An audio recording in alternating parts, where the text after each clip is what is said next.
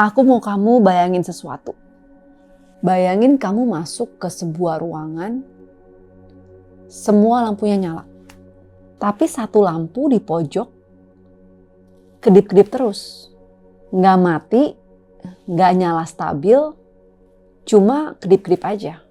Dan anehnya, walaupun 99% ruangan itu terang, tapi kamu akan cuma fokus ke satu lampu yang rusak itu. Kalau itu kamu, mungkin kamu udah hidup di survival mode lebih lama dari yang kamu sadari. Selamat datang di Sadar Circle, bareng aku, Irene The Journal, tempat kamu pulang ke diri sendiri lewat journaling, mindfulness, dan refleksi diri. Ini masalahnya. Banyak orang pikir survival mode itu sama dengan masa lalu yang gelap. Padahal survival mode itu adalah cara tubuh membaca dunia. Ada orang yang hidupnya nyaman, aman, punya support system, tapi tetap hidup dengan nervous system yang ngerasa kalau aku salah sedikit, semuanya runtuh nih. Aku harus jaga semua orang biar gak ada yang marah. Aku harus selalu siap. Survival mode sama dengan hidup dalam mode bertahan walaupun gak ada ancaman nyata. It's not about your story. It's about your default orientation towards life. Dan itu yang bikin banyak orang gak sadar. Ada 5 tanda-tanda kalau kamu hidup di survival mode. Yang pertama adalah kamu lebih nyaman mengantisipasi masalah daripada menerima yang baik.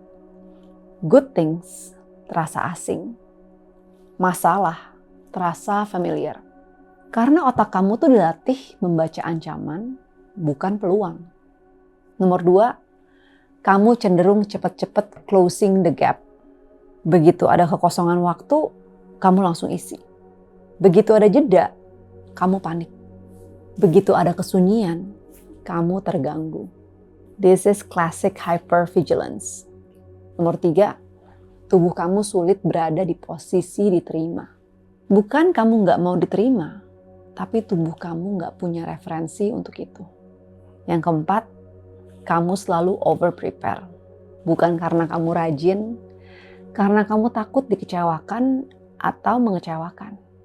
Kelima, kamu nggak bisa membedakan intuisi dan alarm palsu. Intuisi itu tenang dan jelas.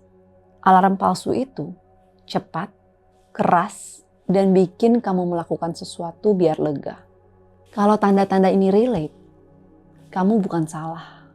Kamu cuma belum pernah diajarin cara untuk ngerasa aman. Dulu saat kamu kecil, tubuh kamu menyimpulkan dunia lewat pola, bukan lewat logika.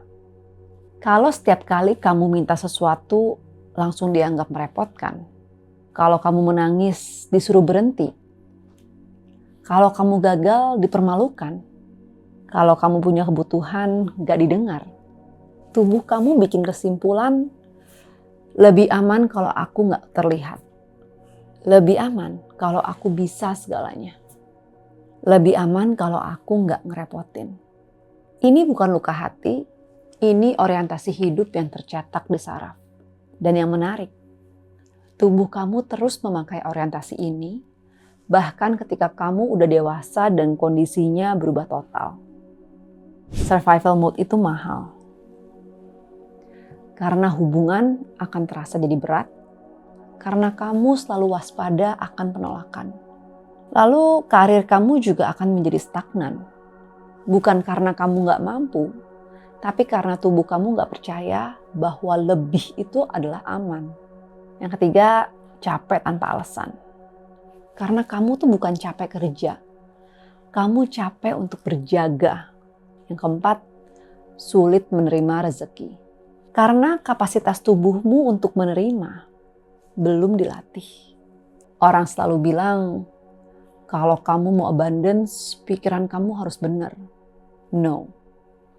Tubuhmu dulu harus ngerasa aman, baru abundance bisa masuk. Jadi, gimana cara untuk shift out of survival mode? Yang pertama, biasakan hidup yang lambat. Kalau kamu terbiasa hidup cepat, pelan sama dengan berbahaya. Mulai 5 menit aja sehari, kamu duduk tanpa agenda. Ini adalah latihan nervous system. Yang kedua, practice safe receiving. Latihan untuk menerima. Mulai dari pujian, bantuan kecil, atau kebaikan kecil. Terima. Jangan bales. Jangan nolak. Tubuh akan belajar, oh ternyata aman toh untuk menerima. Yang ketiga, relearn your preferences. Pelajari ulang pilihan-pilihanmu. Survival mode membuat kamu meniru orang lain. Coba tulis. Apa yang sebenarnya aku suka kalau aku nggak perlu impress siapa-siapa. Yang keempat, let your body finish the stress cycle. Biarkan badan kita menyelesaikan proses melepas. Coba shaking, humming, exhale panjang. Biarkan tubuh menyelesaikan alarm yang nggak selesai sejak dulu. Survival mode membuat kamu kehilangan kemampuan yang paling penting, yaitu merasa. Ada satu kemampuan manusia yang paling mahal, yaitu adalah kemampuan untuk merasakan hidup. Tapi survival mode mematikan kemampuan ini. Saat kamu kecil dan kamu belajar, kalau aku marah, mama akan marah balik. Kalau aku sedih, aku dianggap lebay. Kalau aku jujur, nanti aku disalahin. Kalau aku minta tolong, aku jadi beban. Tubuhmu akhirnya bikin keputusan. Perasaan harus diminimalkan agar aku aman. Dan hasilnya, kamu jadi dewasa yang bingung apa yang kamu mau. Gak tahu apa yang kamu rasakan. Hanya tahu sesuatu lewat kepala, bukan lewat tubuh. Mudah kebingungan dalam keputusan sederhana. Kehilangan arah bukan karena bodoh, tapi karena disconnected. Karena kamu udah lama hidup tanpa center atau pusat. Survival mode itu seperti software yang gak pernah kamu update. Bayangin, kalau HP kamu masih pakai iOS 8, tapi kamu paksa jalanin aplikasi di tahun 2025. Hasilnya akan crash, ngehang, overheat, baterainya akan drain. Nah itu kamu. Kamu maksain tubuh yang masih menggunakan sistem peringatan tahun 1992 atau 1998 untuk ngejalanin kehidupan dewasa dengan tanggung jawab besar, pekerjaan kompleks, hubungan dewasa, beban emosional, tuntutan sosial, dan peran yang makin banyak. Jadi bukan kamu yang rusak. Software kamu yang belum diupdate. Dan update itu bukan lewat pikiran. Update itu lewat experience baru yang tubuh kamu belum pernah punya. Nah, ini dia. Paradoks yang jarang banget dibahas. Orang yang hidup di survival mode gak kelihatan kacau. Mereka terlihat rajin, cekatan, reliable, kuat, selalu bisa diandalkan, selalu jadi orang yang menyelesaikan semuanya. Tapi di balik itu, ada tubuh yang gak pernah istirahat. Ada hati yang gak pernah diberi ruang. Ada identitas yang terus dipaksakan. Ada kesunyian yang gak pernah diakuin. Dan ketika akhirnya mereka kolaps, orang-orang di sekitarnya bingung. Kok bisa sih? Kamu kan kelihatannya kuat. Karena mereka gak tahu bahwa kekuatanmu bukan power. Kekuatanmu adalah mekanisme bertahan. Dan di titik tertentu dalam hidup akan ada satu momen yang membuat seluruh sistem kamu berhenti. Bisa karena kamu terlalu capek untuk pura-pura. Ada orang yang komentar kecil tapi bikin kamu meledak. Ada kritik kecil yang terasa seperti serangan. Atau ada hal kecil yang bikin kamu menangis. Atau kamu tiba-tiba sadar kalau kamu tuh gak bahagia. Atau mungkin kamu bangun pagi dan mikir, ini hidupku. Beneran. Itu bukan breakdown. Itu breakthrough. Itu tubuh kamu akhirnya berkata, udah cukup.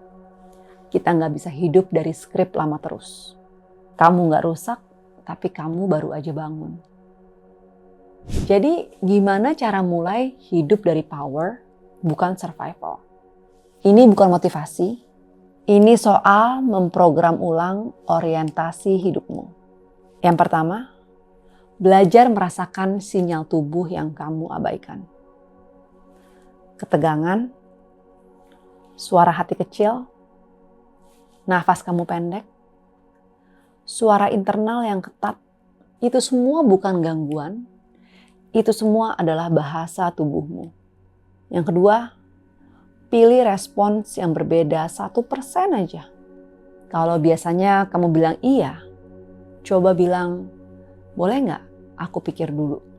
Kalau biasanya kamu kerja terus nggak pernah berhenti, coba stop aja 5 menit. Kalau biasanya kamu nahan semua emosi, coba tarik nafas panjang.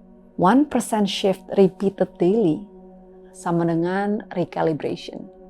Perubahan kecil bisa berdampak pada perubahan yang besar. Yang ketiga, ajari tubuhmu pengalaman aman yang baru. Diterima. I am seen. Aku didengar. Gak perlu buru-buru. Gak harus membuktikan. Small moments, but it's powerful rewiring. Yang keempat, tulis ulang definisi aman dalam hidupmu. Karena bagi tubuhmu, teratur sama dengan aman. Pleasing semua orang sama dengan aman. Gak terlihat sama dengan aman. Kuat terus sama dengan aman.